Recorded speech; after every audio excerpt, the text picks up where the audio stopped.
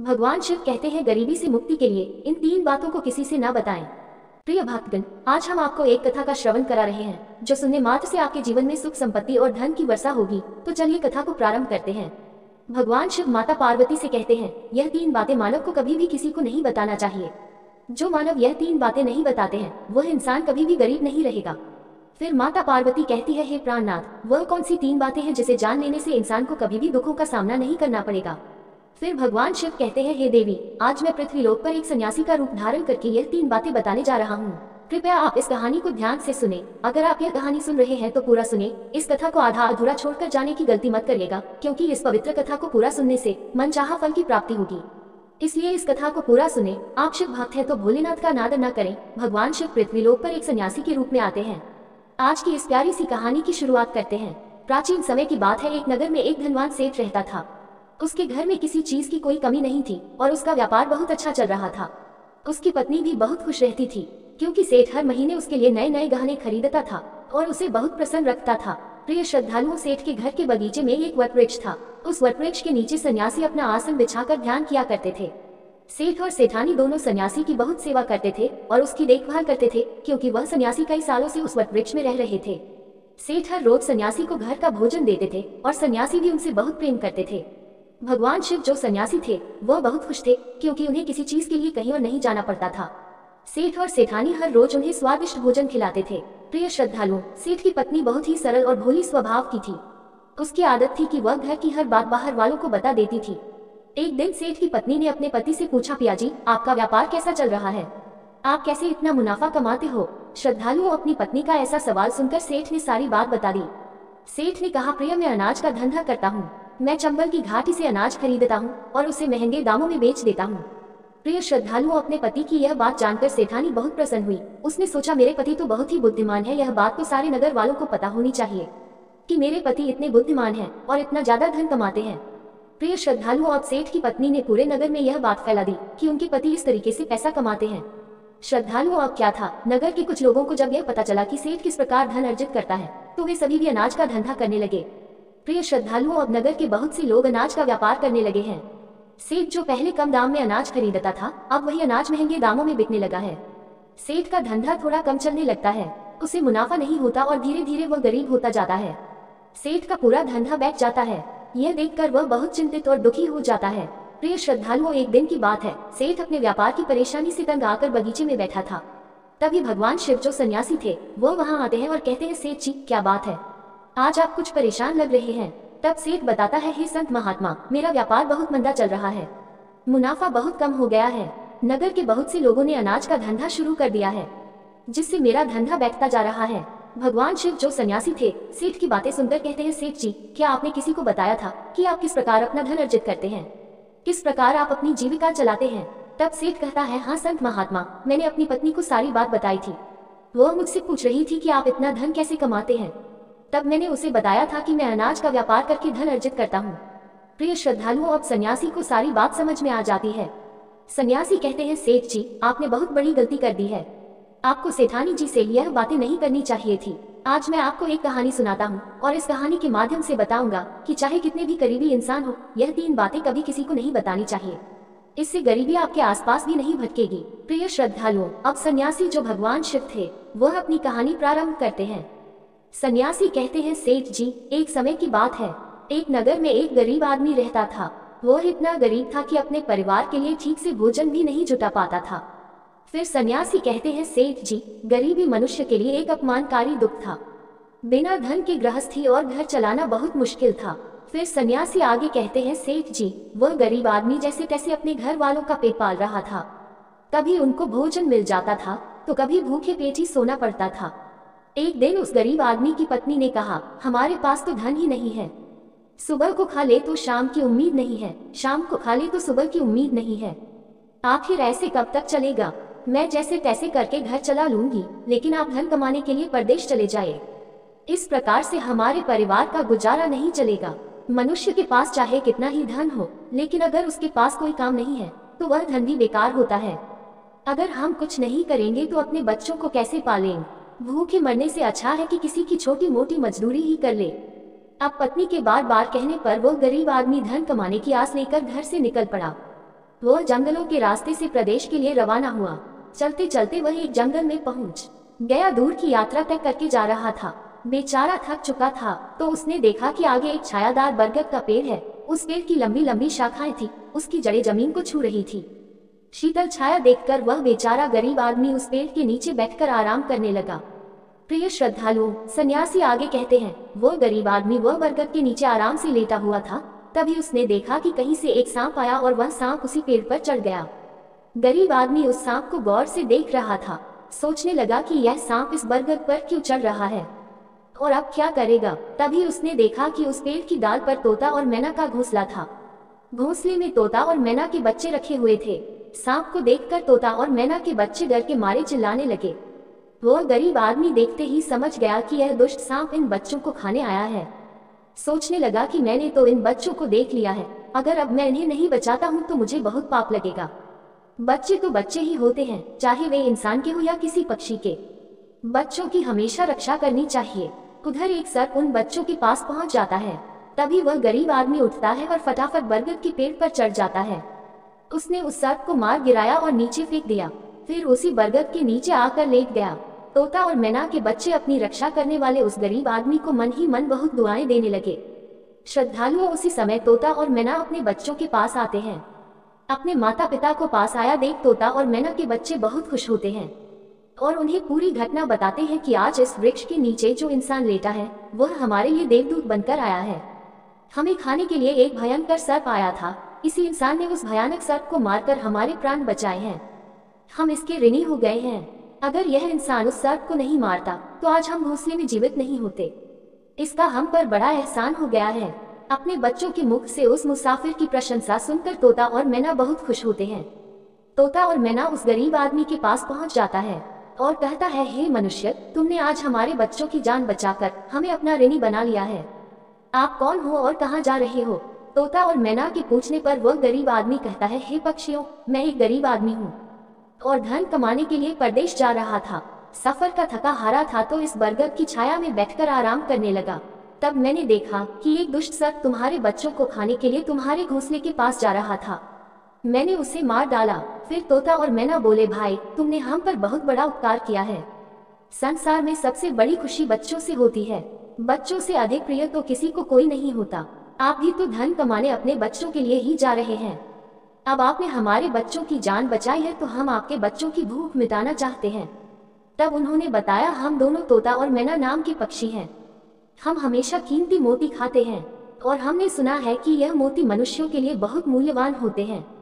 हम तुम्हें कुछ मोती देते हैं, तुम उन्हें बेचकर बाजार से कुछ खाने पीने का सामान ले आओ और आज से तुम यहीं रहकर हमारे बच्चों की देखभाल करते रहना। हम तुम्हें इसी तरह से रोज यह कीमती मोती लाकर देते रहेंगे। तोता और मैना की बात सुनकर वह गरीब आदमी खुश हो गया। सोचता है कि अगर हमें यही धन मिलेगा तो हम बाहर क्यों जाएंगे। प्रिय श्रद्धालुओं, वह आगे कहता है कि सेठ जी, वह गरीब आदमी तोता से कुछ मोती लेकर बाजार गया और अपने खाने पीने का सामान खरीद लाया। उस वृक्ष के नीचे उसने एक झोपड़ी बना ली और वहीं रहने लगा और तोता मैना के बच्चों की देखभाल करने लगा। अब तो तोता और मैना निश्चिंत हो गए। उन्हें उनके बच्चों की रक्षा करने वाला मिल गया था। अब वे निश्चिंत होकर भोजन के लिए सुबह अपने घोंसले से उड़ जाते थे और शाम को लौट कर आते थे।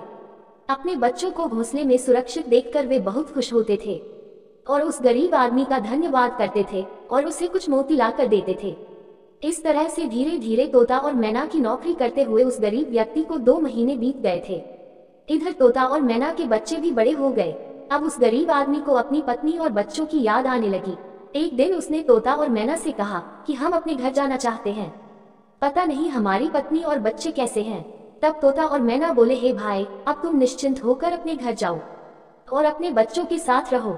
हमारे बच्चे भी अब उड़ने के काबिल हो गए हैं, अब कोई भय नहीं है। तुम अपनी पत्नी और बच्चों को देखो, कभी तुम्हें हमसे मिलने का मन हो तो इसी स्थान पर आ जाना। श्रद्धालुओं, इतना कहकर तोता और मैना उस गरीब आदमी को ढेर सारे मोती दे देते हैं। अब वह गरीब व्यक्ति उन मोतियों को अपने साथ लेकर अपने घर पहुंच जाता है। उसने वह मोती अपनी पत्नी को दिखाए तो उसकी पत्नी बहुत प्रसन्न हुई। उसने पूछा, पतिदेव, तुम यह कीमती मोती कहाँ से लेकर आए हो? तब उस आदमी ने बताया, हे प्यारी, मैं बीते 2 महीने से एक तोता और मैना की नौकरी कर रहा था। उन्हीं ने मुझे यह कीमती मोती दिए हैं। यह मोती बहुत कीमती और अनमोल है। इन्हें बेचकर हम अपना घर और बड़ा बनवाएंगे, अपने बच्चों को अच्छे वस्त्र लाकर देंगे और तुम्हारे लिए भी नए नए गहने बनवाएंगे।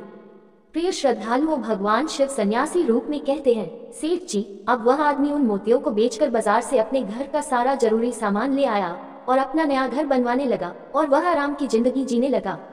प्रिय श्रद्धालुओं, उस नगर के राजा प्रताप सिंह एक अजीब रोग से ग्रसित हो गया। नगर में दूर दूर से बड़े बड़े वैद्य राजा को देखने आए और अपने अपने तरीके से इलाज शुरू कर दिया, लेकिन राजा के स्वास्थ्य में कोई सुधार नहीं हुआ। जब किसी के इलाज से राजा ठीक नहीं हुए तो एक वैद्य ने राजा से कहा, महाराज, आपकी जिंदगी बच सकती है। अगर आपको तोते के बच्चे का मांस मिल जाए तो आप हमेशा के लिए ठीक हो जाएंगे।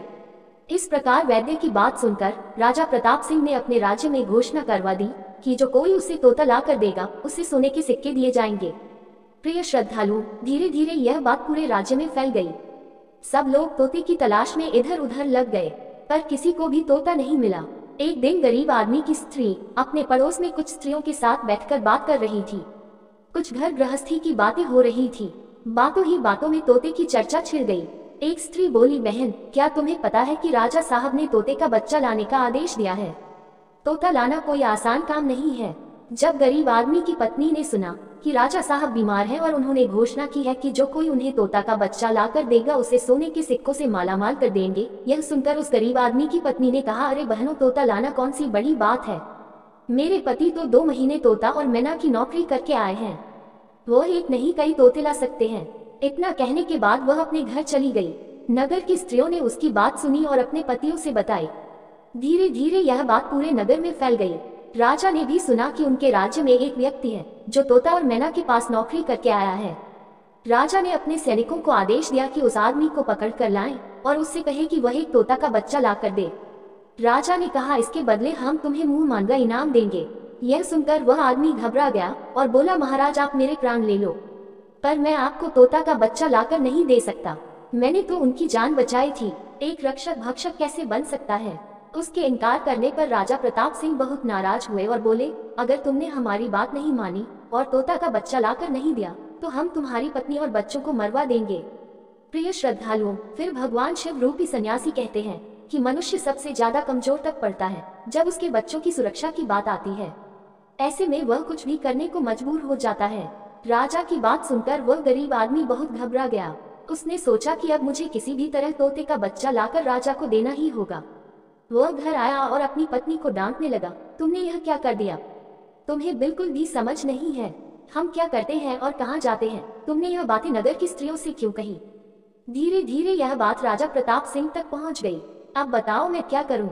जिन तोता और मैना ने हमें खाने को भोजन, रहने को नया घर और पहनने को अच्छे वस्त्र दिए, मैं उनके साथ गद्दारी कैसे कर सकता हूँ?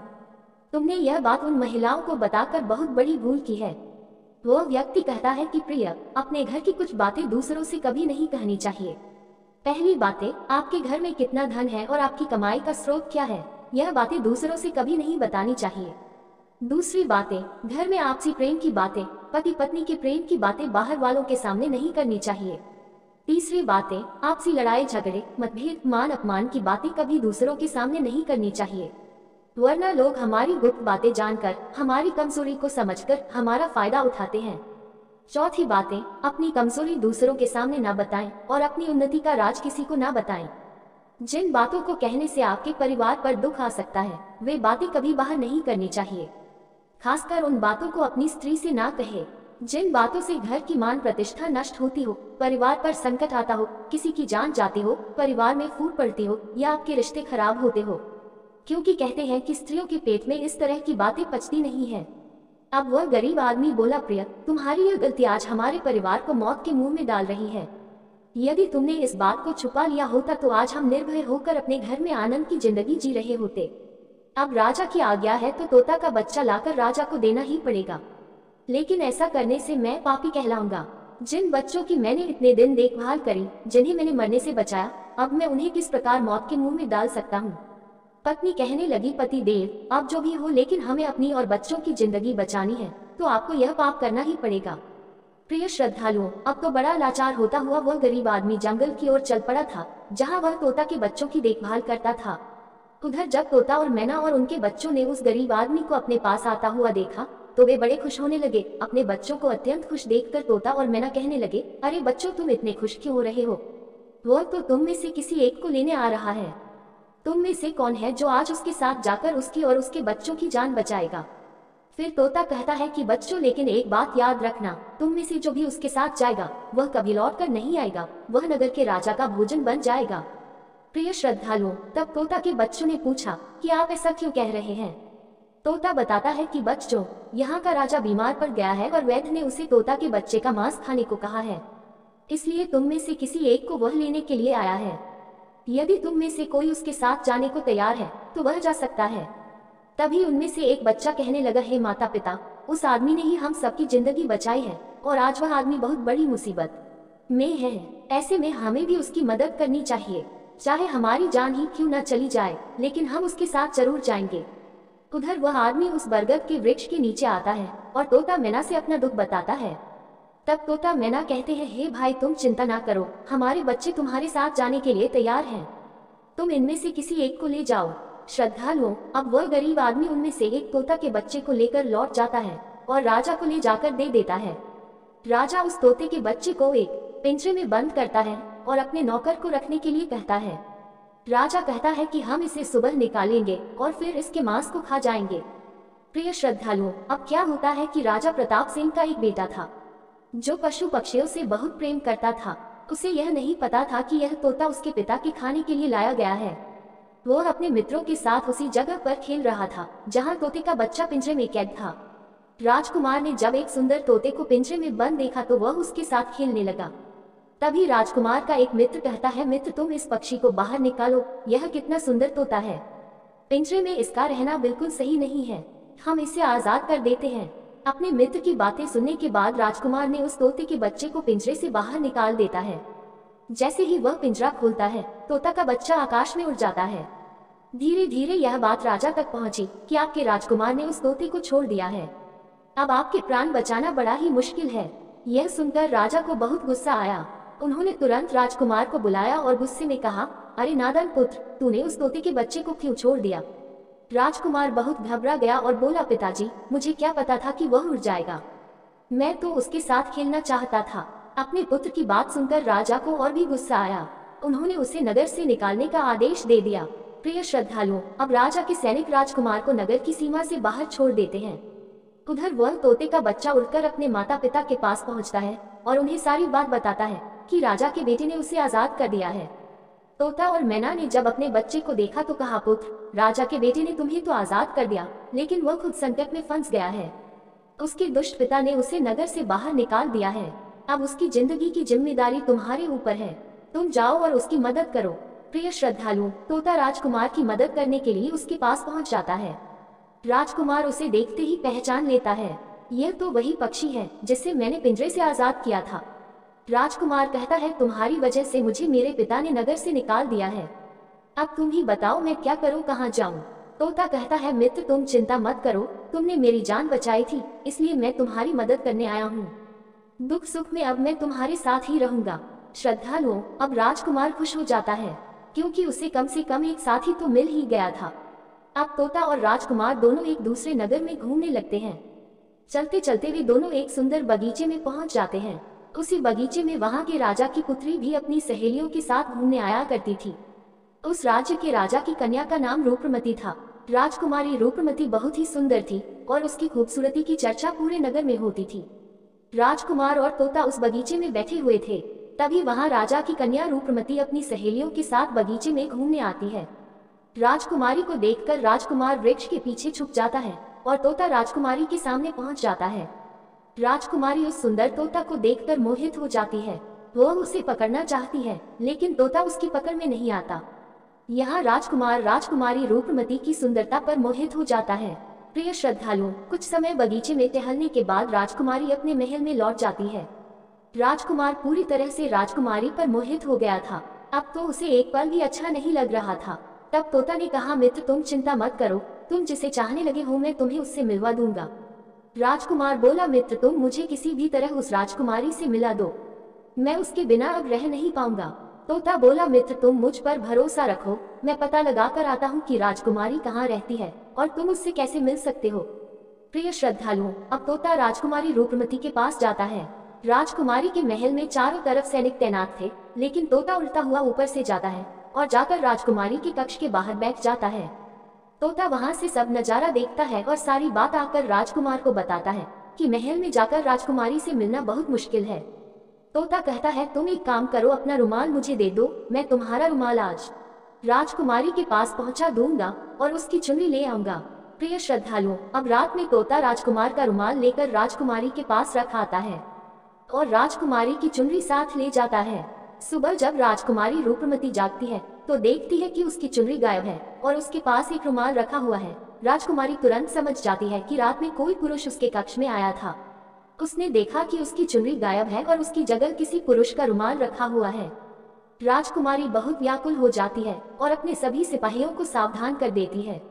वह सिपाहियों से पूछती है कि रात में उसके पास कौन आया था, लेकिन किसी के पास कोई जवाब नहीं होता। अब राजकुमारी के कक्ष की सुरक्षा और बढ़ा दी जाती है। प्रिय श्रद्धालुओं, अगली रात फिर से तोता राजकुमारी के कक्ष में जाता है और अपने मित्र द्वारा लिखी हुई चिट्ठी को राजकुमारी के पास रखा आता है। अगले दिन जब राजकुमारी जागती है और चिट्ठी पढ़ती है तो उसमें लिखा होता है कि राजकुमारी, मैंने जब से तुम्हें देखा है तब से मैं तुम्हारा हो गया हूँ। मैं तुमसे विवाह करना चाहता हूँ। अगर तुम्हें मुझसे मिलना है तो तुम अपने बगीचे में आ जाना, मैं तुम्हें वहाँ मिल जाऊंगा। अब राजकुमारी अपनी सहेलियों को लेकर बगीचे में जाती है, लेकिन वहाँ उसे कोई पुरुष नजर नहीं आता। वहाँ तो सिर्फ वही तोता घूम रहा होता है जिसे उसने उस दिन देखा था। तोता राजकुमारी से कहता है, राजकुमारी, तुम जिसे देख रही हो मैं तुम्हें उससे मिला सकता हूँ, लेकिन पहले तुम मुझे वचन दो कि तुम यह बात अपने पिता से नहीं कहोगी और मेरे मित्र को बंदी नहीं बनाओगी। राजकुमारी ने वचन दिया कि वह उसे बंदी नहीं बनाएगी। मुझे उससे मिलाओ, मैं भी देखना चाहती हूँ कि वह कौन है जो इतने सख्त पहरे के बावजूद भी मेरे कक्ष में पहुंच गया। तब तोता ने अपने मित्र राजकुमार को बुलाया। श्रद्धालुओं, राजकुमार भी देखने में बहुत सुंदर था। उसकी सूरत देखकर राजकुमारी भी उस पर मोहित हो गई।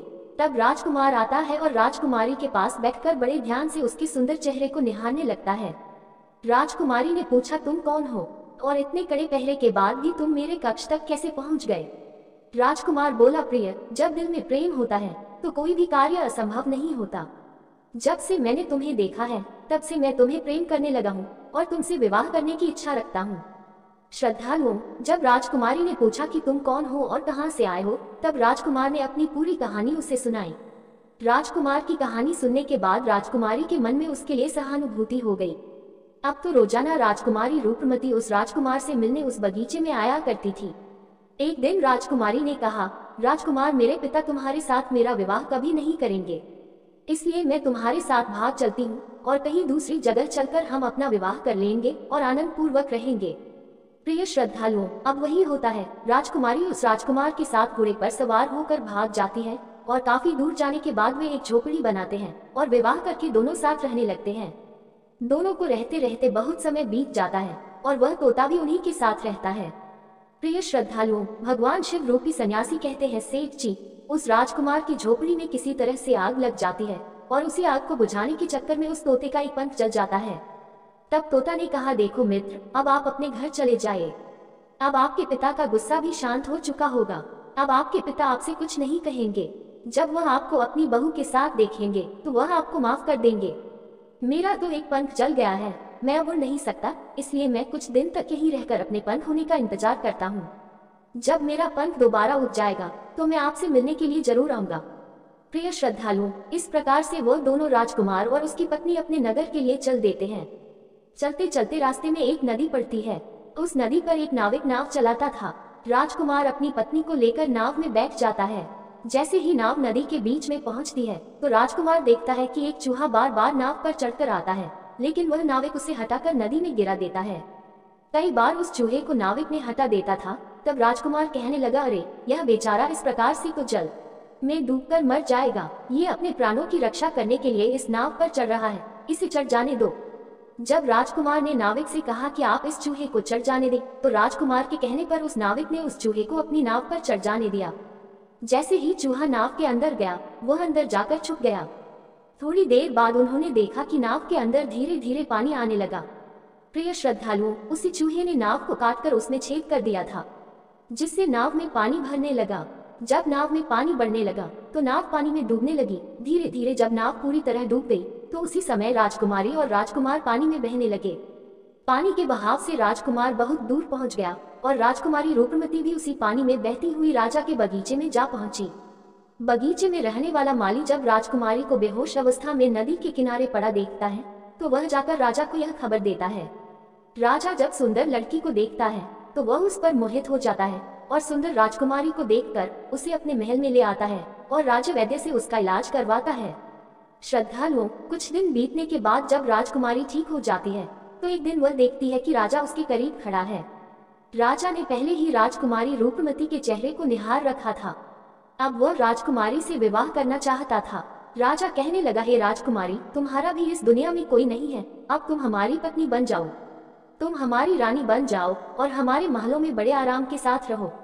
प्रिय श्रद्धालुओं, राजकुमारी रूपमती बहुत ही बुद्धिमान थी। उसने अपने मन में विचार किया कि यदि वह इस समय राजा को विवाह करने से मना करती है तो राजा उसके साथ जबरदस्ती करेगा। इसलिए उसने राजा से कुछ दिनों के लिए समय मांग लिया। रूपमती बोली, राजा साहब, थोड़े दिन ठहर जाओ, उसके बाद मैं तुमसे विवाह कर लूंगी। अब राजकुमारी उसी राजा के महल में रहने लगी और गरीब असहाय लोगों को भोजन करवाने लगी।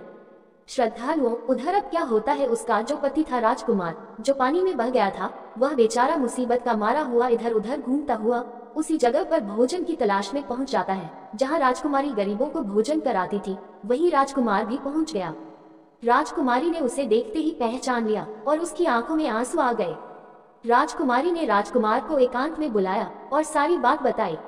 उसने कहा, हे स्वामी, आप यहाँ आराम से रहिए और इसी राजा की नौकरी कीजिए। जब हमें मौका मिलेगा तब हम यहाँ से भाग चलेंगे। श्रद्धालुओं, राजकुमार उसकी बात से सहमत हो गया और राजा का नौकर बनकर महल में रहने लगा।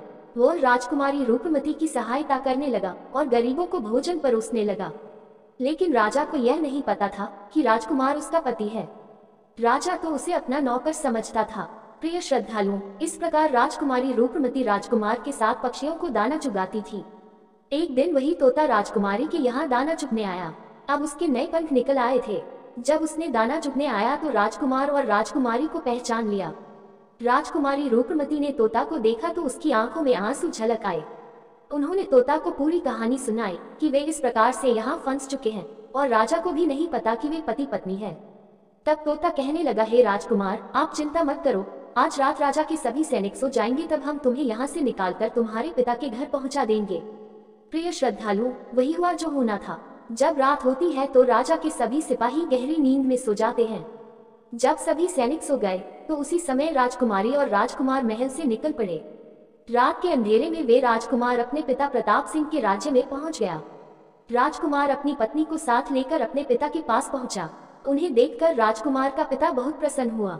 उसे अपनी करनी पर पश्चाताप हुआ कि उसने अपने पुत्र को नगर से निकालकर बहुत बुरा किया। वह बार बार अपने पुत्र से क्षमा मांगता है। तब राजकुमार ने बताया, हे पिताजी, मेरी रक्षा उसी तोते ने की जिसे आप मारकर खाना चाहते थे। उसी ने मेरे प्राण बचाए हैं और मुझे शत्रुओं से छुटकारा दिलाया है। राजकुमार के मुख से तोते की बात सुनकर राजा बहुत प्रसन्न हुआ और उसी दिन से राजा ने प्रण किया कि आज से हमारे राज्य में कोई भी पशु पक्षियों को नहीं मारेगा और सभी लोग उन्हें दाना देंगे। प्रिय श्रद्धालु, इतनी कहानी सन्यासी सेठ जी को सुनाते हैं और बताता है कि देखा सेठ जी, इस प्रकार कुछ बातें बताने पर जीवन में घोर संकट आ सकता है, इसलिए यह बातें किसी को भी नहीं बताना चाहिए। जैसे आपने अपनी पत्नी को बताया कि आप किस प्रकार धन अर्जित करते हैं और आज आपका व्यापार खतरे में है। प्रिय श्रद्धालु, सेठ जी को अपनी गलती का एहसास होता है और वह अपनी पत्नी को समझाते हैं कि तुम इन बातों को किसी को मत बताया करो। फिर भगवान शिव कहते हैं, हे देवी, हमारी आज की यह कहानी यही समाप्त होती है। इस वीडियो को बोलते समय कोई त्रुटि हो तो मैं क्षमा चाहती हूँ। उम्मीद है आप सभी को यह वीडियो अच्छी लगी होगी। अगर आप शिव के सच्चे भक्त हैं तो चैनल को सब्सक्राइब और वीडियो को लाइक करके कमेंट में हर हर महादेव लिख दीजिए।